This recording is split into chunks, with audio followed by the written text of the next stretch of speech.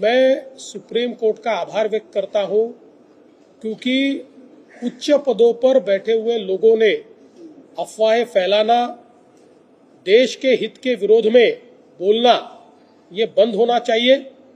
और हमने देखा जिस प्रकार से राहुल गांधी लगातार बिना किसी एविडेंस के, बिना किसी साक्ष्य के लगातार बोलते रहे कि चीन ने भारत की जमीन को हथिया है। इसके कारण सीमा पर -40 डिग्री में लड़ने वाले हमारे जवानों के मोरल पर उसका असर होता है, क्योंकि वो जानते हैं कि उन्होंने देश की जमीन बचाई है।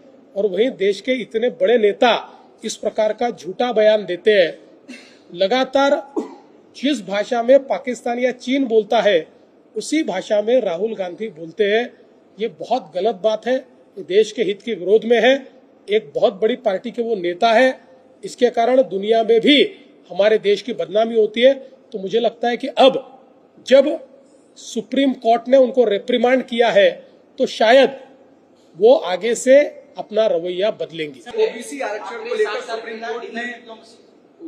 सुप्रीम कोर्ट में आज 2 मसलों के ऊपर लोग गए थे। इसमें एक मसला ये था कि ओबीसी का जो आरक्षण है तो वो रहेगा कि नहीं, एक प्रकार से उसके खिलाफ ही ये लोग गए थे। और दूसरा, 2022 के अनुसार आप चुनाव कीजिए, यानी बिना आरक्षण के। और 2022 में जो यहाँ की सरकार थी उस समय की महाविकास आघाड़ी की, उन्होंने जो रचना की थी उस रचना के अनुसार आप कीजिए। ऐसी 2 मांगे उनकी थी। उन मांगों को सुप्रीम कोर्ट ने खारिज किया है। इसलिए ओबीसी रिजर्वेशन के साथ ही चुनाव होगा। और चूंकि 2022 का कानून नई सरकार ने निरस्त किया था, इसलिए नए कानून जो 2017 की रचना के अनुसार है, उस हिसाब से ही ये चुनाव होगा।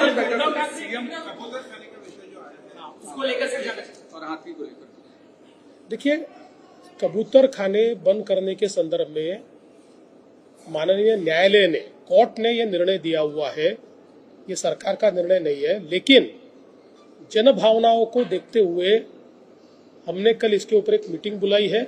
कुछ प्रमुख लोगों से हम वार्तालाप करेंगे और इसमें से जन भावना को संभालते हुए और कोर्ट के डिसीजन के मद्देनजर हम क्या मार्ग निकाल सकते हैं, इसका प्रयास हम करेंगे। उसी प्रकार से जो नांदड़ी मठ में जो एक हाथीन को रखा गया था और उसका जो एक प्रश्न निर्माण हुआ है, उस पर भी कल हम बैठक करने वाले हैं। मैराथन बैठक जो हुई है आज, जो उस पर देखिए, हम लोग वॉर रूम के माध्यम से 33 प्रोजेक्ट्स को ट्रैक करते हैं। इन प्रोजेक्ट्स में कुल मिलाकर 133 प्रश्न निर्माण हुए थे। इसके ऊपर हमने एक बैठक की थी अप्रैल 2025 में। इसमें 61 विषयों को हमने सुलझाया था। बचे हुए विषयों के ऊपर आज वापस हमने बैठक की है और उनको भी सुलझाने का हम प्रयास कर रहे हैं। इसमें मुंबई और पुणे के मेट्रो प्रोजेक्ट्स हैं, इसमें हमारे गढ़चिरौली, यवतमाल, वर्धा, नांदेड़ इसके रेलवे प्रोजेक्ट्स हैं, इसमें मुंबई के अलग अलग मेट्रो प्रोजेक्ट्स हैं, इसमें वाढ़वण का जो हमारा पोर्ट है वहां पर जो हमको एयरपोर्ट बनाना है इसके विषय है, इसमें हमारे जो एक्सप्रेसवे हम लोग बना रहे हैं उसके विषय, इसमें जो हम अलग अलग प्रकार के टनल्स बना रहे हैं मुंबई में उसके विषय, ये सारे विषयों को फास्ट ट्रैक पर कंप्लीट करने का प्रयास हम कर रहे हैं।